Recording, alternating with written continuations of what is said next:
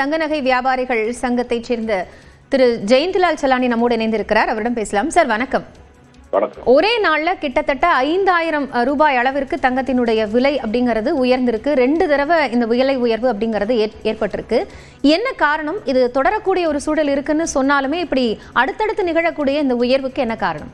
காரணம் பாத்தீங்கன்னா, மிக விரைவாக அமெரிக்காவுடைய ஓய்வூதிய திட்டம் அந்த வைப்பு நிதி முதிர்வு பெறுகிறது. அந்த முதிர்வு காலத்தில் அவர்கள் மீண்டும் பணம் கொடுக்க வேண்டும்.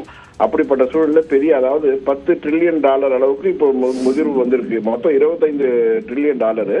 அதில் $10 trillion இந்த மாத இறுதியில் இருக்கு. ஸோ இது எல்லாமே அமெரிக்காவுடைய கஜானா, அரசின் கஜானால பணம் இல்லை. அவங்க எல்லாமே யூரோப்பியன் கண்ட்ரியோ நேட்டோ நாடுகளை தான் நம்பியிருக்காங்க. அவங்க அதை முதலீடு செய்தால் அவங்களுக்கு அந்த பணத்தை செலுத்தி கரெக்ட் பண்ணிக்கலாம்னு சொல்லிட்டு. ஆனால் அப்படிப்பட்ட சூழ்நிலை இப்போ இல்லை. சுமூகமான ஒரு உறவு நேட்டோ நாடுகளுக்கும் அமெரிக்காவும் இல்லாத ஒரு சூழ்நிலையில் யார் முதலீடு செய்வது என்பது ஒரு பெரிய ஒரு கேள்விக்குறியாக இருக்கும். அப்படிப்பட்ட சூழ்நிலையில் அமெரிக்கா அதிகமான பணப்புழக்கத்தை உண்டு பண்ணுவதற்காக தங்களுடைய பணத்தை அச்சடித்து விநியோகித்தால் அதன் மூலமாக அமெரிக்காவுடைய பொருளாதாரம், இன்ஃபிளேஷன் ரேட் ரொம்ப பாதிக்கும். அப்படி பாதிச்சுன்னு சொன்னால் அங்கு பொருளாதார வீழ்ச்சி ஆகுங்கிற ஒரு கணிப்பின் காரணமாக பெரும்பாலான நாடுகள் அமெரிக்க டாலர்கள் தங்கள் கையிருப்பில் உள்ள அமெரிக்க அந்நிய செலாவணியை தங்கமாக மாற்ற தொடங்கி இருப்பது ஒரு பெரிய காரணம். இப்போ பாத்தீங்கன்னா போலந்து போன்ற முதலடியாக போலந்து நாடு 150 டன் தங்கம் கொள்முதல் செய்வதற்கு அவங்களுடைய பாராளுமன்றம் ஒப்புதல் அளித்துள்ளது.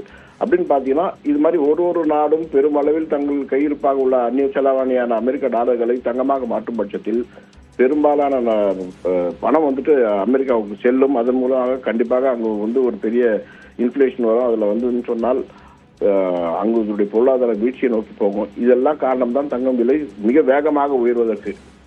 இன்னும் இந்த என்ன கேட்டீங்கன்னா இன்னும் உயர்வே வரல. இன்னும் அதிகமான ஒரு உயர்வை நோக்கி தங்கம் இருக்குன்றதே சொல்லலாம். இப்போ தங்கத்தோட விலை உயர்வு எப்படி ஒரு அதிர்ச்சியான விஷயமா இருக்கோ, அதுக்கு சைமல்டேனியஸா வெள்ளியினுடைய விலை உயர்வு அப்படிங்கிறதும் ஒவ்வொரு நாளும் அதிகரிச்சுட்டே இருக்கு. இன்வெஸ்ட்மெண்ட் ஓரியன்டா வெள்ளி மாற்றப்படுறது தான் அதுக்கு காரணம்னு மட்டும் புரிஞ்சுக்கலாமா? இப்போ வெள்ளியில இன்வெஸ்ட் பண்ணணும்னா உங்களோட ஆலோசனை என்ன? கண்டிப்பாக வெள்ளி மீது முதலீடு செய்யலாம். காரணம் என்னன்னா, தங்கத்தை தொடர்ந்து வெள்ளியும் பெரிய அளவில் உயரும். தங்கம் வெறும் ஒரு முதலீட்டு பொருளாக இருக்கும் பட்சத்தில் வெள்ளி முதலீட்டு பொருளாகவும் அதே நேரத்தில் பல தொழிற்சாலைகளுக்கும் ஒரு மூலப்பொருளாகவும் செயல்பட்டு வருகிறது. அப்படின்னு பாத்தீங்கன்னா அதனுடைய முதலீடுகள் பெரிய அளவில் லாபத்தை தரும். தங்கத்தையும் தாண்டி வெள்ளியுடைய முதலீடுகள் பெரிய அளவு லாபத்தில் நிச்சயமாக தருவதற்கு வாய்ப்பு அதிகமாகவே உள்ளது. நன்றி சார். இணைப்பில் உங்களுடைய கருத்துக்களை பகிர்ந்து கொண்டமைக்காக. ஒரே நாளில் தங்கம் விலை 2 முறை உயர்ந்திருக்கிறது. கிட்டத்தட்ட 4130 ரூபாய் அளவிற்கு தங்கத்தின் விலை உயர்வு ஒரே நாளில் உச்சத்தை தொட்டிருக்கக்கூடிய நிலையில் இது சாமானிய மக்களை அதிர்ச்சிக்குள்ளாக்கி இருக்கிறது. அதே போன்று வெள்ளியின் விலையும் அதிகரித்திருக்கிறது.